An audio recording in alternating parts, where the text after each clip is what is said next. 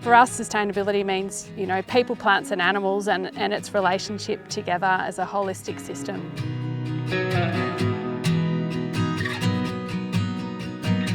My husband and I run beef breeding herd, focusing on seed stock and bull production mainly, and we also have a commercial herd. Across the 3 properties, we run about 1,200 acres. Carbon management to us is more than just managing the carbon, it's actually a holistic approach.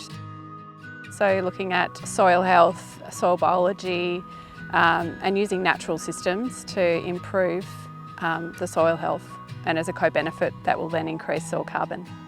Our foundation goal was to set up about 1/3 into either remnant vegetation or native pastures, and then the other third would be sort of long-term deep perennials like phalaris, annual ryegrass, cocksford. And then the other third is effectively where we do a lot of our pasture cropping, which is a lot of our multi-species short-term grasses.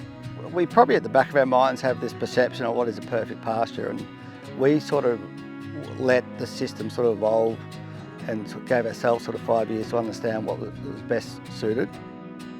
The weights our cattle are achieving at 12 months, when Dad first started in the 60s, it took those cattle was sort of 24 months to 36 months of age. Genetics is additive, so it might be a little bit each year, so we've come a long way. And I think obviously the cattle are eating a little bit more to get there faster, but I think we've definitely improved the net feed efficiency. So I guess the key profit driver for us and a lot of because we sell genetics, is how many live calves are born in that first 3 weeks. So everything to do with our genetics and our system is trying to identify the most fertile cattle that will rebreed and keep rebreeding. We probably made a conscious switch to biological farming systems about 18 years ago. We managed to get our soils really balanced within not very long, and after that we found that our pastures and our soils were healthier and our cattle were healthier as well. So we assessed the health of the landscape. We identified sort of key remnant vegetation. So we've really sort of tried to build that understory and protect the trees we have at all times. And it's sort of pretty amazing, like the amount of wildlife that's come back. Sugar gliders and all the little birds, native birds through the creeks and around these big trees.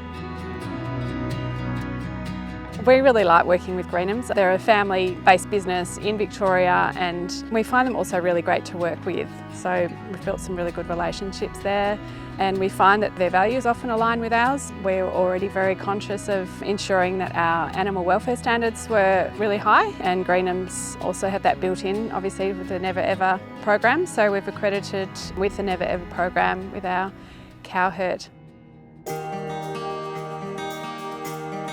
Farmers are at the forefront and experience the impacts of climate change directly, and it impacts our businesses, it impacts our communities. Our grass management is as big a focus as our cattle management. We've found by maintaining 100% ground cover 100% of the time, even through really tough times during drought, we've found our land is more resilient, because when we do get a bit of rain, it does infiltrate and soak in and provide immediate feed, whereas neighbouring properties that have been wiped out in terms of ground cover lose all their topsoil, and then there's a much longer recovery for their pastures. As far as the industry goes, I think the CN30 target was really welcomed. It's something that we really believe in here, and not just in terms of where our beef markets are headed and what our customers want in terms of sustainability credentials, but also it sets a framework for industry so that producers also have a goal, and then hopefully we see a real shift and improving our credentials as an industry. Have confidence in your own gut assessment of what you think is right for your business and what you think is right for your farm and your soils and your cattle. Question everything, and don't be afraid to do some research and ask questions. We feel like we're stewards of the land and have a responsibility to leave it in a better condition than the way we found it. I don't know what the future will bring, but I see our future with sustainability definitely firmly implanted in the centre, as it has been for the last couple of decades.